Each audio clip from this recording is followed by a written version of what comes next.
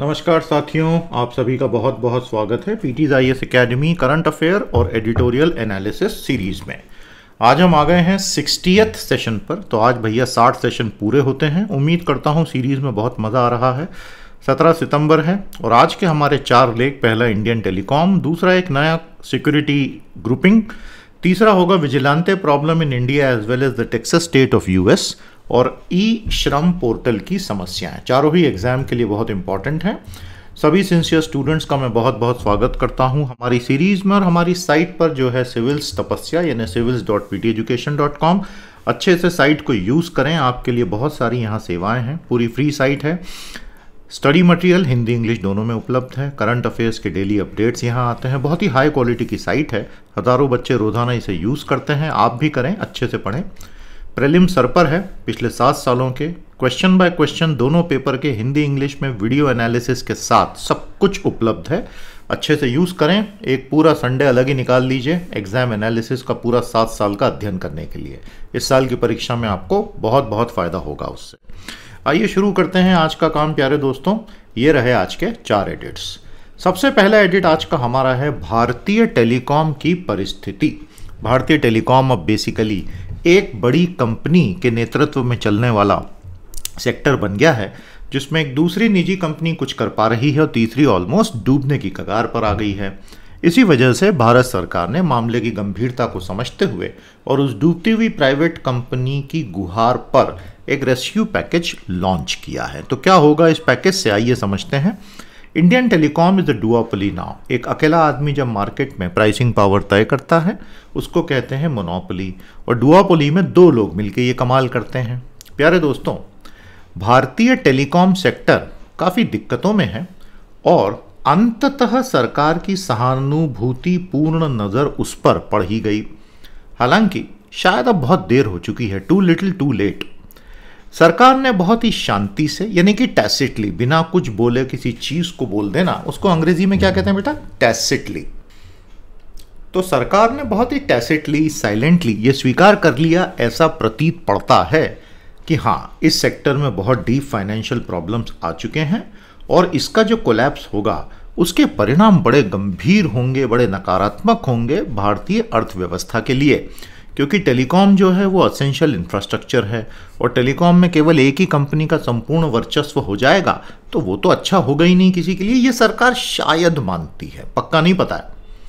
2 immediate relief सरकार ने देने की बात की है। 4 साल की छुट्टी दे रही है सरकार। मोराटोरियम का मतलब होता है आपको कुछ करना नहीं है। जो आपके outstanding adjusted gross revenue dues चल रहे हैं, जो एक 20 साल पुराना झगड़ा चलता चला आ रहा है, जिस पे सुप्रीम कोर्ट ने पिछले साल मोहर लगा के लाखों करोड़ों का बकाया निकाल दिया था, उसके पेमेंट से 4 साल की छुट्टी दे दी है। और स्पेक्ट्रम परचेज ड्यूज में भी 4 साल की छूट दी है। तो एकदम से सर पे जो तलवार लटक रही थी एयरटेल के और वोडाफोन आइडिया के, वो कुछ समय के लिए तो टली है। हालांकि उससे फर्क कितना पड़ेगा वो भी देखना बाकी है। तो भारत में जो है प्यारे दोस्तों, वोडाफोन आइडिया जो ऑलमोस्ट डूब चुकी है, वो शायद कुछ समय बाद डूबे या ना डूबे, और एयरटेल जो है वो अभी फिर भी ठीक ठाक कर पा रही है, वो शायद बच के निकल जाए। और जियो का तो अपना पूरी बादशाहत कायम है ही। वोडा आइडिया के लिए लायबिलिटी आज की तारीख में लगभग 1,70,000 करोड़ की हो गई थी 30 जून को। और इस मोराटोरियम से, यानी कि ये जो एक छूट की अवधि इनको दे दी गई है, उससे इनको थोड़ा सा फायदा हो सकता है। आपको बात समझ में आ गया? स्थगन हो गया है मोराटोरियम। मतलब 27 करोड़ लोग आज वोडाफोन आइडिया के नेटवर्क पर हैं। तो आप व्यक्तिगत रूप से कौन सा नेटवर्क यूज करते हैं? कमेंट थ्रेड में बताइए। कितने आपके पास कनेक्शंस हैं इंटरनेट के और मोबाइल टेलीफोनी के, वो भी बताइए, एक आइडिया लगेगा। 27 करोड़ सब्सक्राइबर्स हैं जिनको ये डर सता रहा था कि रातों रात अगर वोडाफोन आइडिया किसी दिन धड़ाम से डूब गई तो हमारा क्या होगा। तो वो 27 करोड़ फिर जियो और एयरटेल के बीच में बट जाते और थोड़े बहुत बीएसएनएल चले जाते। उनका नेटवर्क एकदम से इतने लोगों को संभाल भी नहीं पाता। तो फिलहाल वैसा नहीं होगा। हालांकि वोडाफोन आइडिया तो पूरी तरह से घाटे चल रहा है। भारतीय टेलीकॉम कुछ सालों पहले तक एक बहुत ही वाइब्रेंट सेक्टर था। हालांकि हाई कॉस्ट सेक्टर था और उसमें 12 प्लेयर्स आपस में प्रतिस्पर्धा करते दिखते थे। लेकिन अब उसमें रह गया है एक बहुत ही तगड़ा प्लेयर जिसका एक तरफा खेल चल रहा है, 2 निजी प्लेयर्स जो लड़खड़ा चुके हैं और एक सरकारी कंपनी। 2016 में मुकेश अंबानी की रिलायंस जियो ने धूम धड़ाके के साथ एंट्री की और पूरे मार्केट को कैप्चर कर लूंगा की नीति के साथ उन्होंने जिस तरह के टैरिफ्स लॉन्च किए, ट्राई ने उनको पूरी छूट दे दी। ट्राई ने कुछ नहीं बोला। महीनों महीनों तक जब फ्री सर्विस मिली, मार्केट पूरा एक तरफ शिफ्ट हो गया और एक प्रॉफिटेबल मार्केट के विनाश का वो पहला सिग्नल था। आरपूस कोलैप्स हो गए, एवरेज रेवेन्यू पर यूजर। हालांकि कंज्यूमर्स बहुत खुश हैं। उनका कहना है कि पहले ये टेलीकॉम कंपनियां हमें लूटती थी और रिलायंस जियो ने तो हमको फ्री डेटा दे दिया, हालांकि फिर वो भी महंगा हो गया है। आरपूस कोलैप्स हो गए और प्राइस वॉर बहुत ज्यादा हुआ और मैक्सिमम टेलीकॉम कंपनियां सिर के बल औंधे मुंह गिर गई। Those who lived are struggling with losses, demanding a certain minimum floor in both voice and data tariffs.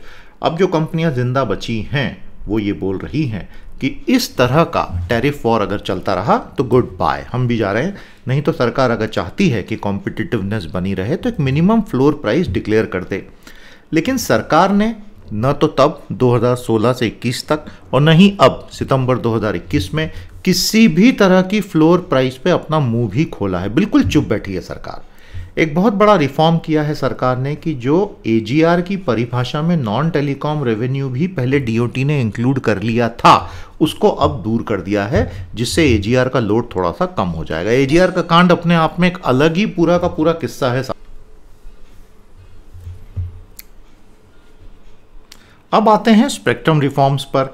Telecom कंपनियों को बोला गया है कि जितना भी स्पेक्ट्रम यूजेज चार्जेस हैं, एयरवेव्स जो आपने फ्यूचर ऑक्शन से एक्वायर करेंगे, उसके लिए आपको अभी कुछ भी पेमेंट नहीं करना होगा और आप बिना कोई एडिशनल कॉस्ट के स्पेक्ट्रम की शेयरिंग कर सकते हैं, एयरवेव्स की शेयरिंग कर सकते हैं।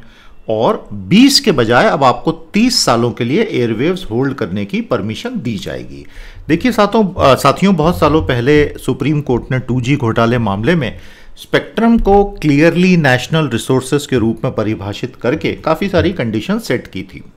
But it is clear that it will be only 2 players left now. तो भारतीय टेलीकॉम मार्केट प्रैक्टिकली डुओपोली बन चुका है, क्योंकि वोडाफोन ने कोई नया इक्विटी कैपिटल लाने से साफ मना कर दिया और बिरला साहब तो त्यागपत्र दे के बाहर निकल ही गए थे अपनी शेयर होल्डिंग सरकार के चरणों में रखकर।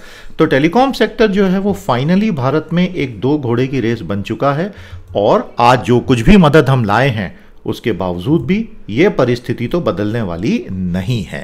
तो ये भारतीय टेलीकॉम मार्केट की वस्तुस्थिति है और अब 5G जब आएगा तो उसमें पैसा लगाने वाली प्रैक्टिकली सिर्फ एक ही कंपनी रहेगी, रिलायंस, और दूसरी रहेगी एयरटेल।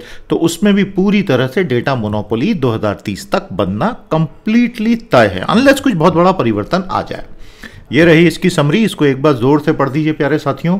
और आप अगर इस सेशन की समरी बनाते तो आप क्या बनाते वो भी कमेंट थ्रेड में जरूर लिखिए। आपकी तरफ से जरा पार्टिसिपेशन कम हो जाता है कभी कभी।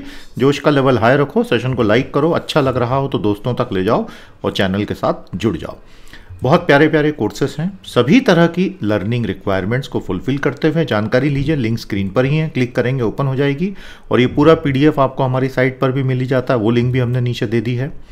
दोस्तों, ऑस्ट्रेलिया, यूके, यूएस, ये जो AUKUS ऑकस है, इसका मतलब होता है ऑस्ट्रेलिया, यूके, यूएस। तो इनको जोड़ देंगे तो बन जाएगा ऑकस। अभी एक नया सिक्योरिटी गठबंधन बना है चाइना को मद्देनजर रखते हुए। प्रीलिम्स GS2 GS3 ऐसे में काम आएगा। बहुत अच्छे से इसको पढ़ लीजिए, समझ लीजिए और बहुत सरल है इसको समझना। AUKUS will contain China in Indo Pacific. तो प्रेसिडेंट जो बाइडेन का जो अब अफगानिस्तान को तेजी से छोड़ने का निर्णय था, धीरे धीरे पर्सपेक्टिव में समझ में आने लग गया है। उन्होंने बहुत ही तेज गति से दूसरे फ्रंट्स पे काम अप शुरू कर दिया है। जैसा उन्होंने पहले वादा किया था कि मेरी प्रायोरिटी होगी चाइना, मेरी प्रायोरिटी होगी क्लाइमेट चेंज। हिंद प्रशांत क्षेत्र में प्रेसिडेंट बाइडेन बोल रहे हैं कि भैया अब चाइना की जो है लगाम जो है कस के खींचेंगे और एकदम नकेल को कस देंगे। अमेरिका, यूनाइटेड किंगडम और ऑस्ट्रेलिया ने अपनी एक त्रिपक्षीय सुरक्षा भागीदारी ऑकस बना ली है, जिसमें उनका कहना है कि हिंद प्रशांत क्षेत्र में इंडो पैसिफिक, जो एक बड़ा ब्रॉड टर्म है दोस्तों, जिसमें आप देखिए ईस्टर्न अफ्रीकन ओशन से लेकर आप ऑस्ट्रेलिया तक चले जाते हैं, उसको आप इंडो पैसिफिक कहते हैं। बहुत ही वास्ट एरिया है। प्यारे दोस्तों, यहाँ पर फ्रीडम एंड ओपननेस इंश्योर करना है, ये कहा है ऑकस के तीनों कंट्रीज ने। अमेरिका के राष्ट्रपति बाइडेन ने कहा है कि हमारा जो लक्ष्य है वो ये है कि वर्तमान स्ट्रेटेजिक एनवायरनमेंट जिस तरह से इवॉल्व हो रही है, मतलब चाइना की दादागिरी सब तरफ जो फैलती जा रही है और उसी से जो भविष्य का पूरा एक रूपरेखा समझ में आ रही है, उसको आज ही हम शेप दे देना चाहते हैं। अब इसमें दो चीज़ें इंपॉर्टेंट है। पहली बात, it is in addition to the existing arrangements like the five eyes intelligent cooperation, ASEAN Quad. आज की तारीख में अमेरिका के नेतृत्व में खुफिया जासूसी इंटेलिजेंस गैदरिंग 5 देशों की चलती है, वो है फाइव आइज, वो चलती रहेगी। आसियान के 10 देश चलते रहेंगे और क्वाड जिसमें भारत है, जापान है, ऑस्ट्रेलिया है, अमेरिका, ये चलता रहेगा। उसके अलावा ऑकस आया है and it will transfer technology for nuclear powered submarines for Australia. तो अगले 1.5 सालों में ऑस्ट्रेलिया को परमाणु इंजन चलित पनडुब्बियों की तकनीक दे दी जाएगी। अब यह बहुत बड़ी बात है और इसीलिए इसके ऊपर काफी बवाल भी मच रहा है। कुछ देशों को ऐसा लग रहा है कि परमाणु हथियारों वाली पनडुब्बियां देने वाले हैं, ऐसा नहीं है, अभी आ रहे हैं आगे।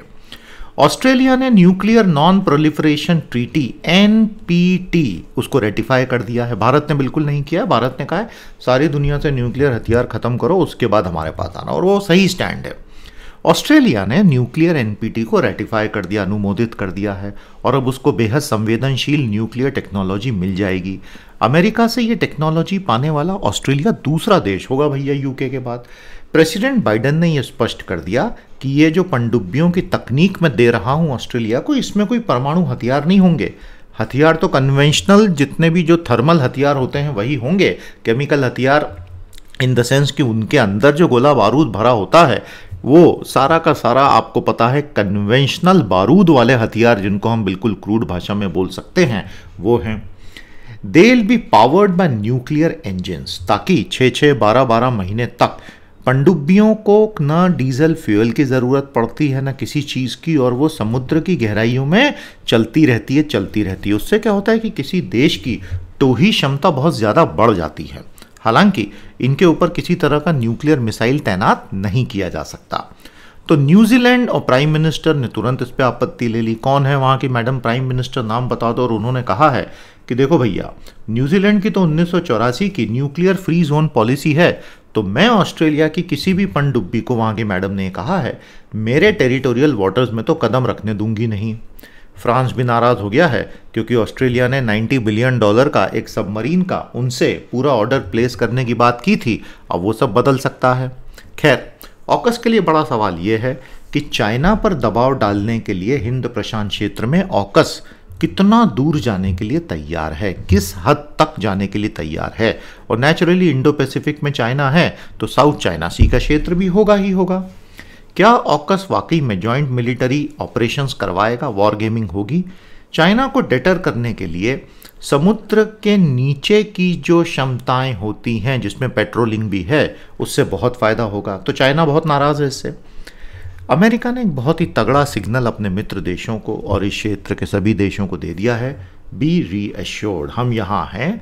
अफगानिस्तान में जो कुछ हुआ, ऐसा एडिट में तो नहीं लिखा है, लेकिन मैं बता रहा हूँ आपको, उससे अमेरिका की नेतृत्व क्षमता पर बहुत सारा सवालिया निशान लगाया जा रहा था। तो अमेरिका ने एक संदेश दे दिया कि वैसा मत करो, मैं आपके साथ हूं। और ये जो न्यूक्लियर प्रोपल्शन टेक्नोलॉजी है, ये सबसे बड़ा संकेत है। तो क्या ऑकस चाइना को अगले 1 साल में धीरे धीरे कंटेनमेंट कर पाएगा या नहीं, ये तो अब समय के साथ पता चलेगा। लेकिन एक बात स्पष्ट हो गई है, अधिक सहयोग की आवश्यकता है इस क्षेत्र के सभी देशों के बीच में, जिसमें भारत, जापान और साउथ कोरिया भी शामिल हैं, क्योंकि सभी के लिए चुनौती एक बहुत ही स्पष्ट है और वो है चाइना का विस्तारवाद, द एक्सपेंशनिज्म ऑफ चाइना। तो ये है भैया इसकी समरी, छोटा सा 1 लाइन का सारांश। आप भी अपना सारांश निकालिए और इसको तो ज़ोर से 2 बार पढ़िए, और आपका जो सारांश निकालेंगे उसको कमेंट थ्रेड में ज़ोर से लिखिए। मज़ा आ रहा है, सीखने को मिल रहा है, वेरी गुड। साइट को रोज़ाना विजिट करें, कंटिन्यूसली अपडेट हो रही है, आप ही के लिए बनाई गई है। हज़ारों बच्चे रोज़ पढ़ रहे हैं, आप भी इसे बहुत अच्छे से पढ़ें प्यारे दोस्तों। इतना कुछ कंटेंट है कि आप घंटों इस पे लगा देंगे और आपकी लर्निंग जो है चलती रहेगी।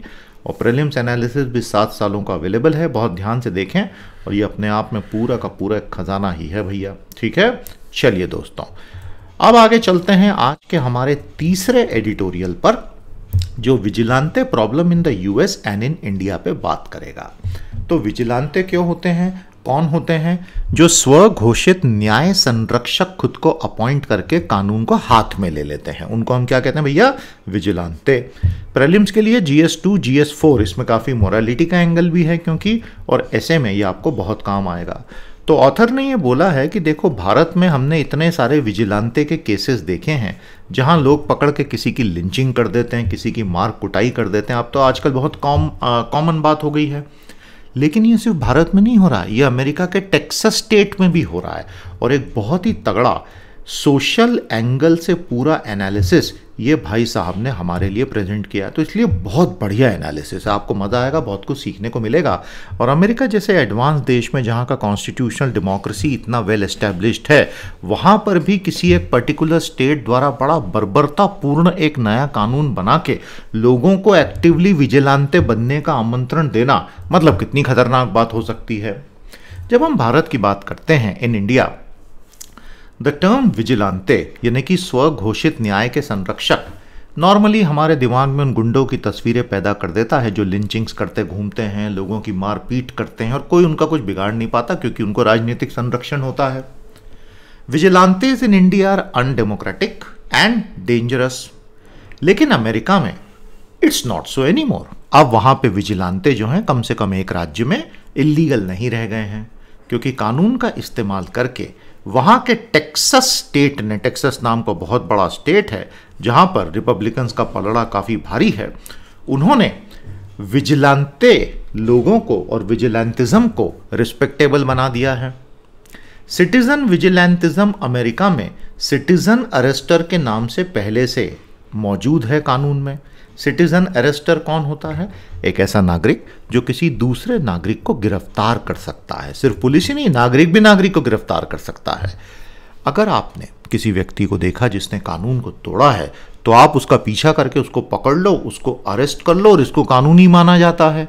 और ये दरअसल 12वीं सदी में ब्रिटिश कॉमन लॉ की परंपरा से निकला है, जहां किसी नागरिक को राजा ने अधिकार दिया था, मोनार्क ने, कि भाई किसी दूसरे कानून तोड़ने वाले को तुम धर दबोचो और वो तुम मोनार्क की तरफ से करते दिखाए। I mean it will be considered that you have done it from the point of view of the monarch. अब मोनार्क्स तो सारे चले गए, यानी कि जितने भी ये सम्राट थे, अब उनकी जगह ले ली है स्टेट्स ने, राज्य राष्ट्र ने।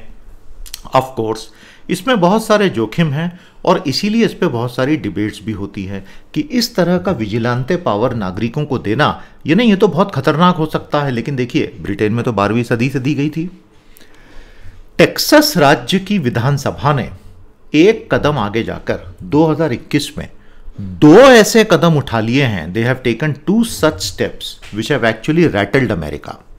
एक सेनेट बिल नंबर 8 SB8, थोड़ी देर के बाद SB1 पर भी आएंगे, लेकिन SB8 ज़्यादा खतरनाक है। हाल ही में वहाँ पर प्रस्तावित किया गया और उसको कहते हैं हार्ट बीट बिल, दिल की धड़कन अधिनियम। और उस पर वहाँ के गवर्नर ने फटाफट अपने बड़े महंगे पेन से हस्ताक्षर भी कर दिए। और ये जो नया कानून है, ये बोलता है कि किसी भी तरह का कोई भी महिला एबॉर्शन 6 हफ्ते के बाद करवा ही नहीं सकती। एक बार जहां फीटस ने हार्ट बीट रजिस्टर कर दी, तो जैसे ही भ्रूण ने हार्ट बीट रजिस्टर की, उसके बाद आप एबॉर्शन नहीं कर सकते। ये अमेरिका में pro life versus pro choice की डिबेट है। तो अमेरिका की राजनीति में आपको पता है कि गन कंट्रोल एक बहुत बड़ा मुद्दा है, और प्रो लाइफ और प्रो चॉइस यानी अबॉर्शन होना चाहिए या नहीं, नहीं होना चाहिए यानी प्रो लाइफ, तो ये कंजर्वेटिव धार्मिक लोग, और होना चाहिए औरत का अधिकार है तय करने का यानी प्रो चॉइस, यानी ये लिबरल लोग, यानी ज़्यादातर डेमोक्रेट्स। ये पुरानी डिबेट जो 50 सालों से चल रही है, वो फिर से बिल्कुल रीइग्नाइट हो गई है। अब इसमें बहुत सारे मुद्दे इन्वॉल्व हैं, women's right, law, bio ethics, medical science, समझ में आ गया। और ये दरअसल सुप्रीम कोर्ट का 1973 का रो वर्सेस वेड, जो एक बहुत लंबा चौड़ा कानूनी लैंडमार्क केस था, उसमें इसमें जजमेंट दिया गया था। ये उस संदर्भ में इंपॉर्टेंट है। ऑथर कहते हैं कि भैया अमेरिका में ये जो अभी अभी हुआ है टेक्सास में, 5 चीजें गौर करने लायक। तो इस नए कानून में 5 चीजें जो गौर तलब हैं वो कौन सी हैं? सबसे पहली बात है कि ये महिलाओं के अधिकारों को हटा देता है। Even victims of rape and incest इसमें शामिल किए गए हैं। कोई भी जो एबॉर्शन के साथ एसोसिएट होगा वो दोष युक्त माना जाएगा, culpable. The Supreme Court has decline to intervene, उसने मना कर दिया इसको ख़त्म करने से। यानी वहाँ के जो जस्टिस 9 जस्टिस हैं 5-4 से मना किया, तो वो 4 बड़े दुखी हैं। And enforcement has been outsource to citizens. तो आइए, ये जो 5 बहुत खतरनाक चीज़ें टेक्सास राज्य ने की है, जो ऐसा लगता है मानो कोई अफ्रीका का राज्य हो, वो क्या है? सबसे पहले इस कानून में महिलाओं का अपने शरीर पर ही अधिकार समाप्त कर दिया गया है और 6 हफ्ते के बाद अबॉर्शन को इलीगल बताकर यह कहा गया है कि भाई अब आप ये कर ही नहीं सकते। लेकिन कई बार ऐसा होता है कि within 6 weeks a woman may not even know that she is pregnant, तो abortion when needed won't be available, पहली बात। दूसरी बात यह है कि जो महिलाएं रेप या इंसेस्ट का शिकार हुई हैं, अब वो पहली विक्टिम है, अब वो डबल विक्टिम बनेंगी क्योंकि उनको प्रेगनेंसी एंड तक कैरी करनी है, और या चोरी छिपे अबॉर्शन तो वो तो वैसे ही कानून तोड़ चुकी होंगी। तीसरा, कोई भी जो इनकी मदद करेगा उसको जेल में डाला जा सकता है, यहाँ तक कि वो टैक्सी ड्राइवर भी उबर का जो ऐसी महिला को अबॉर्शन क्लिनिक तक लेके जाएगा, और वो डॉक्टर और नर्स तो डेफिनेटली। चौथा, अमेरिका के सुप्रीम कोर्ट में इसके खिलाफ जब पिटीशन आई तो 5 जजेस ने बोला कि हम कुछ नहीं करेंगे, 4 ने बोला इसको खारिज करो, तो 5-4 से वो कुछ नहीं हुआ, इंजंक्शन कैरी नहीं हुआ एंटी अबॉर्शन लॉ का। जस्टिस सोनिया सोटोमायर ने ये बहुत क्लियरली लिखा कि मुझे ये कहते हुए बहुत दुख है कि आज अमेरिका के सुप्रीम कोर्ट ने, जो जस्टिस सोनिया सोटोमायर हैं वो सुप्रीम कोर्ट के ही जज हैं, उन्होंने ये कहा कि बहुत दुख के साथ कहना पड़ रहा है कि अमेरिका के सुप्रीम कोर्ट की मेजॉरिटी जज संख्या ने कानून के राज को गुड बाय कहने का निर्णय ले लिया है। देखिए, बहुत बड़ी बात है। 5वीं बात, प्राइवेट सिटीजन्स को सरकार ने ये अधिकार दे दिया है कि तुम इस कानून का प्रवर्तन करवाओ, तुम इस कानून को लागू करो, और तुमने अगर किसी भी ऐसी महिला को पकड़वाया तो $10,000 का इनाम लेके जाओ। टेक्सास के बाहर का कोई भी नागरिक ये इनाम ले सकता है, टेक्सास वाले तो ले ही सकते हैं अगर उसने ये बता दिया कि हाँ ये ऐसा ऐसा ऐसा कनेक्शन था। समझ में आ गया? तो ये तो पूरा एक बाउंटी हंटिंग का काम शुरू हो जाएगा, सिटीजन अरेस्ट और विजिलेंटिज्म। टेक्सास स्टेट ने बहुत चतुराई से अपने सरकारी अधिकारियों को बचा लिया, क्योंकि अगर सरकारी अधिकारी जा के पकड़ते तो वो महिलाएं उनके ऊपर कानूनी मुकदमे दायर करती, कहीं ना कहीं कोई ना कोई फंसता। प्राइवेट लोगों को ये गंदा काम टेक्सास ने दे दिया है। All rights given to women by the Roe versus Wade Supreme Court 1973 have been destroyed. Settled law has been overturned. मतलब सुप्रीम कोर्ट ने जो कानून 1973 में अधिकार अबॉर्शन के दिए थे उसी को उलट दिया टेक्सास ने, और वो भी एक मैच्योर डेमोक्रेसी में, और वो भी बहुत ही चरमपंथी धार्मिक समूहों के दबाव में, क्योंकि उनकी रिलीजियस आइडियोलॉजी जो वहाँ के एकदम कट्टरपंथी क्रिश्चियन हैं उसके साथ ये फिट नहीं बैठती है। और गॉड को लेजिस्लेटिव चेंबर में घुसा दिया गया है। और ये ऑथर यहां कहते हैं कि बिल्कुल ये का ये भारत में भी हो रहा है। नाउ पहला तो ये किया, दूसरा टेक्सास वालों ने reforms to the voting law लाया है, उसको कहते हैं SB1, सेनेट बिल 1, और वो भी कानून बन चुका है। बेसिकली डोनाल्ड ट्रंप जो बार बार चिल्ला रहे हैं जनवरी से कि पूरा इलेक्शन चुरा लिया, डेमोक्रेट सारे फ्रॉड हैं और मेरे तो चुनाव होना था और मैं तो जीत चुका हूं, और इन्होंने 1 2 3 4 5 6 ये फ्रॉड किए हैं, ये उसकी रिएक्शन थी। तो ये जो नया कानून आया है उसमें बहुत सारे जो वहाँ के इलेक्शन के फीचर्स होते हैं अमेरिका के, उस पर बैन लगा दिया गया है। ड्राइव थ्रू वोटिंग इस पे बैन हो गया, 24 आवर वोटिंग इस पे बैन हो गया, distribution of male in applications इस पे बैन हो गया। नए आईडी की रिक्वायरमेंट्स क्रिएट की गई हैं वोटिंग बाय मेल, और new rules for voter assistance और मंथली चेक्स। इससे क्या होगा, बहुत सारे ऐसे गरीब वोटर्स, माइनॉरिटी तबके के वोटर्स, वो सब सप्रेस हो जाएंगे, और उनमें से कई डेमोक्रेट्स को वोट करते हैं। इसीलिए अभी तो असली कांड तो सामने आया नहीं, अभी तुम देखो क्या होने वाला है। तो डेमोक्रेट चिल्लाने लग गए टेक्सास की जितनी भी जो विधानसभा है उसमें, असेंबली में, और उन्होंने कहा कि भाई आप तो माइनॉरिटी वोटर्स का वोट सप्रेशन कर रहे हैं। तो उन्होंने कहा कि हम तो अभी टेक्सास छोड़ के ही चले जाते हैं, तो जब असेंबली में कोरम ही नहीं होगा तो तुम कानून कैसे पारित करोगे। तो वो वॉशिंगटन DC चले गए। तो जो स्पीकर है टेक्सास की असेंबली का, उसने क्या किया, उसने अरेस्ट वारंट जारी कर दिया इन डेमोक्रेट रिप्रेजेंटेटिव्स के लिए, और अपने वार्डन को बोला जाओ इनको, मार्शल को बोला पकड़ के लेके आओ गिरफ्तार करके। Can you believe it? ऐसा अमेरिका के इतिहास में पहले कभी नहीं हुआ। तो ये जो डेमोक्रेट रिप्रेजेंटेटिव छोड़ के गए थे स्टेट, उन्होंने कहा आज हमें पहली बार लाइफ में डर लगा कि सिटीजन अरेस्टर्स आके, विजिलेंटेस आके हमको पकड़ लेंगे। सोचो सोचो सोचो, ये है अमेरिका 2021। अमेरिका के एक एक्सपर्ट ने हाल ही में अखबार में लेख में ये लिखा है कि सिटीजन अरेस्टर्स का ये जो पागलपन है, इसको पूरी तरह से कट करने की जरूरत है और केवल इसको शॉपकीपर्स तक तक लिमिटेड रखो, क्योंकि उनकी दुकान में चोरियां वगैरह होती हैं, आउट ऑफ ज्यूरिसडिक्शन पुलिस तक और प्राइवेट पुलिस फोर्सेस तक। लेकिन ये जो 2 कानून अभी बने हैं, SB 1 एंड SB 8, वो तो सिटीजन अरेस्टर्स का स्कोप, विजिलेंटिज्म का स्कोप बढ़ा रहे हैं। अमेरिका में प्रॉपर विजिलेंटे प्रॉब्लम आ चुका है और ऐसा लग रहा है कि दुनिया की सबसे पुरानी डेमोक्रेसी, दुनिया की सबसे बड़ी डेमोक्रेसी के साथ कॉम्पीट करके कोई मेडल जीतना चाहती है। मजा आया आपको? कितनी अच्छी गहरी इनसाइट पॉलिटी की यहाँ हमें मिली और सोसाइटी की हमें यहाँ मिली। इसकी समरी निकालिएगा, हमने आपके लिए निकाल दी है, जोर से पढ़ो और आप भी अपनी समरी निकालकर कमेंट थ्रेड में जरूर लिखें। इसके अलावा आपका कोई और ऑब्जर्वेशन है जरूर शेयर कीजिए। आज का चौथा और अंतिम लेख भारतीय गवर्नेंस स्ट्रक्चर से संबंधित है। प्रीलिम GS2 GS3 ऐसे में काम आएगा क्योंकि ये इकोनॉमिक तरक्की से भी संबंधित है। चैलेंजेस अहेड इन दी ई श्रम पोर्टल। तो भारत सरकार भारत के 40 करोड़ असंगठित क्षेत्र के कर्मचारियों के लिए ऑनलाइन इलेक्ट्रॉनिक डेटाबेस बनाने की बात कर रही है। इसीलिए ministry of labour and employment MOLE ने या MLE ने ई श्रम पोर्टल लॉन्च किया है। और ये जो पोर्टल लॉन्च हुआ है दरअसल बहुत लेट हो गए। आज से 40 साल पहले इंटर स्टेट माइग्रेंट वर्कर कानून बनाया गया था। भाई तभी से धीरे धीरे डेटा इकट्ठा किया जाना चाहिए था, लेकिन कुछ भी नहीं किया गया तब भी। और 10 साल पहले भी इससे मिलता जुलता एक कानून आया था, unorganised worker social security act, तब से लेके अभी तक भी सरकारों ने कुछ नहीं किया। तो फिर अभी एकदम से इनको क्या हुआ जो ये ई श्रम पोर्टल लाए? देखिए साथियों, 2020 में अप्रैल और मई में भारत के सभी सड़कों पर और राजमार्गों पर एक बहुत ही मार्मिक दृश्य सबने देखा था। बता सकते हैं क्या? करोड़ों माइग्रेंट वर्कर बड़े शहर छोड़ के अपने घरों की तरफ भाग रहे थे। याद आया आपको? पैदल हजार किलोमीटर, छोटे छोटे बच्चे, याद आ रहा है ना? वो सूटकेस के ऊपर बच्चा सो रहा है, माँ घसीट के उसको 700 किलोमीटर लेके जा रही है। आप और हम तो 7 किलोमीटर के बाद बेहोश होकर सड़क पे गिर जाएं। ये करोड़ों हमारे माइग्रेंट वर्कर बहन और भाई ऐसा पूरे भारत के हाईवेज पे चलते रहे। सुप्रीम कोर्ट ने बुरी तरह से सरकार को लताड़ा था और सरकार ने अपनी तरफ से काफी तर्क देके सुप्रीम कोर्ट को फाइनली समझा दिया कि कुछ भी गलत नहीं हो रहा। लेकिन फाइनली सुप्रीम कोर्ट के दबाव में आके ई श्रम पोर्टल लाया गया है। सारे डॉट्स कनेक्ट हो गए, आपको कहानी समझ में आ गई मैं क्या बोलना चाह रहा था दोस्तों। तो ये जो मंत्रालय है इसने हाल ही में एक ई श्रम पोर्टल लॉन्च किया है।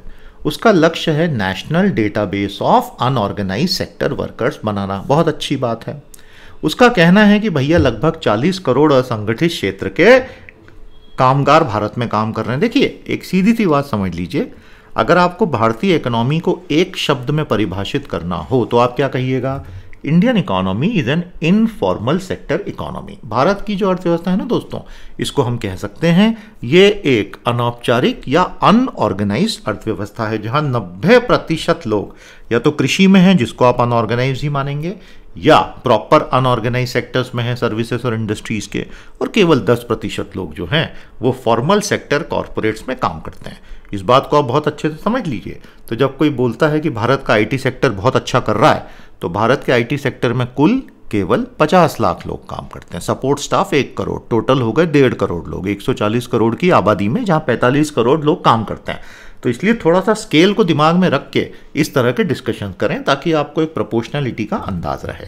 ठीक है, तो सरकार ये बनाने निकली है और सरकार ने कहा है कि हम इन सभी को साथ में जोड़ेंगे और ये सारा का सारा अकाउंट आधार सीडेड होगा और ई श्रम कार्ड इशू होगा। ये सब सुप्रीम कोर्ट की वजह से हो रहा है। मैंने आपको अभी बताया था कि 2 हमने डिलेज आइडेंटिफाई किए। आज से 40 साल पहले कानून बना था inter state migrant worker act. कोई भी राज्य इसका पालन नहीं करता। अगर किया होता तो हमारे माइग्रेंट वर्कर्स की हालत इतनी खराब कभी भारत में होती ही नहीं। और ये 10 साल बाद किया जा रहा है, unorganised worker social security act 2008 के बाद, यानी 13 साल बाद। यदि सरकारें समय रहती जाग गई होती तो माइग्रेंट वर्कर का डिस्ट्रेस उतना नहीं होता जितना है। ऑथर कहते हैं कि मैं अब आपको बताना चाहता हूं कि ये जितना भी ई श्रम पोर्टल बनाया जा रहा है, ये एक बहुत लंबी प्रक्रिया होने वाली है, क्योंकि सभी वर्कर्स के रजिस्ट्रेशन में समय बहुत लगने वाला है। अभी तक 6 लाख लोगों को रजिस्टर किया जा चुका है। पैंडेमिक ने समय के साथ बहुत सारे लोग जो फॉर्मल सेक्टर में थे उनको भी इनफॉर्मल और ऑर्गेनाइज सेक्टर में धकेल दिया है। इसलिए एक्चुअली 40 करोड़ का नंबर हो सकता है 41 करोड़ हो गया हो, 42 करोड़ हो गया हो, किसे पता। Workers will gain by registering to a mere और meagre 2 lakh instant accident insurance benefit is not a carrot. तो सरकार ने यह बोला है कि जो रजिस्टर करेगा, रजिस्टर करते ही 2 लाख रुपए का दुर्घटना बीमा उसका वहीं के वहीं हो जाएगा। लेकिन ऑथर कहते हैं कि इसकी वजह से कोई रजिस्टर नहीं करने वाला है। भारत में लाखों लाखों लाखों छोटी कंपनियां, इनफॉर्मल कंपनियां चलाने वाले एम्प्लॉयर्स पर अब ये प्रेशर रहेगा कि आप अपने सभी वर्कर्स का ई श्रम पोर्टल में एनरोलमेंट करवाइए। लेकिन इसमें अगर सरकार ने उन पर पेनल्टी लगाना शुरू की तो वो बेचारे बड़े दुखी हो जाएंगे। इस पोर्टल की डेटा प्रिवेसी और सिक्योरिटी एक बहुत सीरियस कंसर्न है, क्योंकि ये डेटा 40 करोड़ लोगों का डेटा होने वाला है। तो इस डेटा का तो मिसयूज भी बहुत तरीकों से हो सकता है, लीक हो सकता है, इसलिए सरकार ध्यान दे। डेटा को राज्यों के साथ शेयर करना पड़ेगा, तो हर राज्य की साइबर सिक्योरिटी को तगड़ा करना पड़ेगा। Those already covered under employees provident fund and employ state insurance EPF and ESI सरकार ने उनको एक्सक्लूड कर दिया है। तो जितने कॉन्ट्रैक्ट वर्कर्स हुए, फिक्स टर्म कॉन्ट्रैक्ट वर्कर हुए, ये सारे अनऑर्गेनाइज वर्कर डेटाबेस से पहले ही दिन से बाहर हैं। सभी हजारडस एस्टेब्लिशमेंट ESI में ऑटोमेटिकली कवर होती हैं, भले ही उनमें 1 एम्प्लॉय काम कर रहा हो, वो सब भी इससे सीधे सीधे बाहर हैं। और ये वो सोशल सिक्योरिटी जो कोड अभी अभी लागू हुआ है SSC, उसके तहत। तो ये जो national database of unorganise worker है, इसमें 59 ईयर की उम्र से बड़े लोगों को भी एक्सक्लूड कर दिया गया है। तो ये एज डिस्क्रिमिनेशन है, ये नहीं होना चाहिए। बहुत सारे थ्रेशोल्ड लेबर लॉ के होते हैं जो बाजार को 10, 20 इतने एम्प्लॉय संख्या पर बांट देते हैं, स्लाइसिंग कर देते हैं। और बहुत सारे वर्कर्स के पास न तो आधार सीडेड मोबाइल है, और इनमें से आधे से ज़्यादा के पास स्मार्टफोन है ही नहीं। तो ये लोग कैसे कर पाएंगे? डेफिनेशनल और सिस्टेमिक एक्सक्लूजन्स बहुत सारे हैं। अनऑर्गेनाइज वर्कर भारत में बहुत सारे स्वरूपों में मिलते हैं और ये एक बहुत जटिल बाजार है। हालांकि पोर्टल पर उन सभी जटिलताओं को कैप्चर करने का केवल एक तरीका है, और वो है मिसलेनियस कैटेगरी में मार्क कर देना। तो समय के साथ सरकार को उसको रिफाइन करना होगा। जैसे एक उदाहरण, ऑथर कहते हैं कि भारत में बहुत सारे सर्कुलर माइग्रेंट्स होते हैं, आते हैं जाते हैं, आते हैं जाते हैं, और यहाँ तक कि व्यापार भी बदल देते हैं। कभी कारपेंट्री का काम कर रहे हैं, कभी पेंटिंग का काम कर रहे हैं। अब आप उनको कैसे कैप्चर करोगे? अच्छा, कई लोग हैं जो दिन में फॉर्मल सेक्टर में नौकरी करके शाम को जोमेटो या स्विगी का डिलीवरी बॉय बन जाते हैं। तो वो फॉर्मल इनफॉर्मल दोनों में गिग वर्क भी कर रहे हैं, फॉर्मल भी हैं।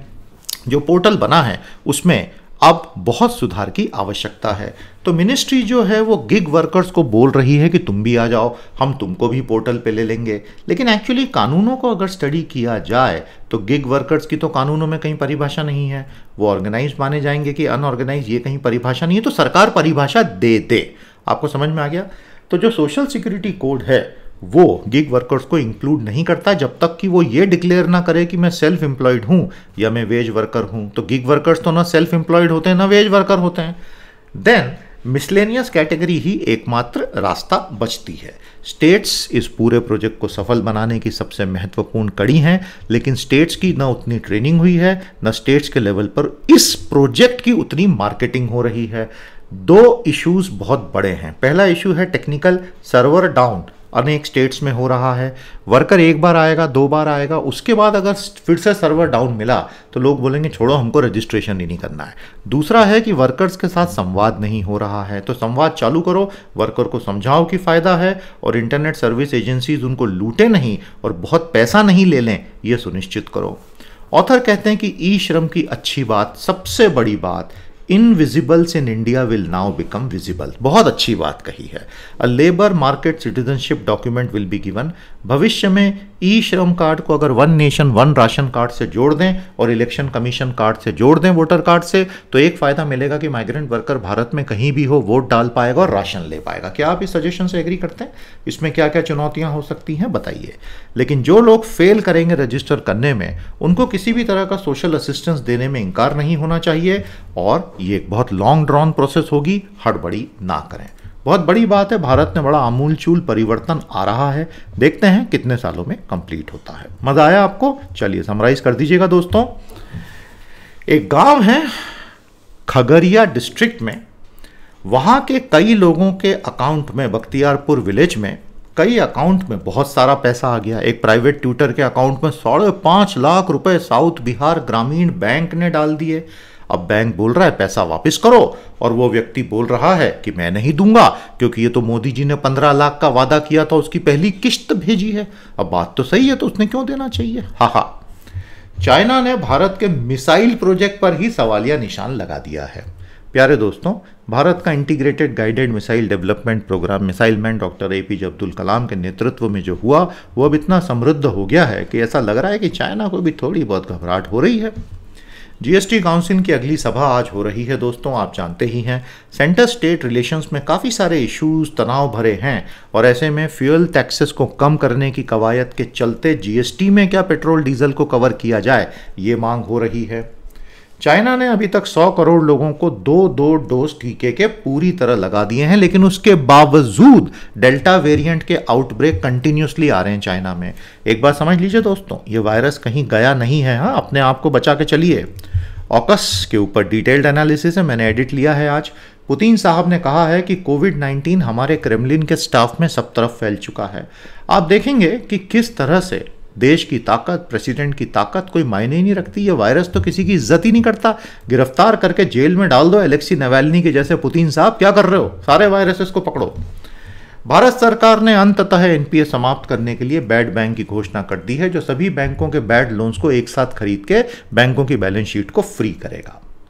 एजुकेशन को सुधारने के लिए एक हाइब्रिड तरीका राजस्थान सरकार ने लॉन्च किया है, उसके बारे में आप यहां पढ़ सकते हैं।